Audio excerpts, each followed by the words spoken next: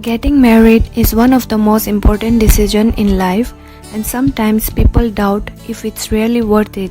But don't worry, today we are going to know about the marriage. Hi friends, welcome to Kokborok IQ Education.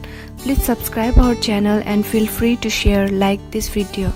Okay, let's know what is meant by marrying in the Lord. Marrying in the Lord not only means that man and woman are Christian, but also that Lord will lead them to one another.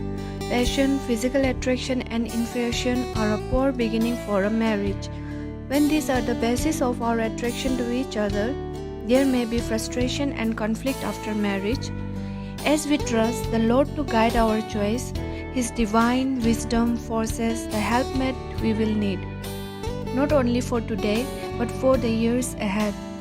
The Lord may choose different tastes and temperaments which will complement each other, resulting in a more balanced unit, and the two shall become one flesh.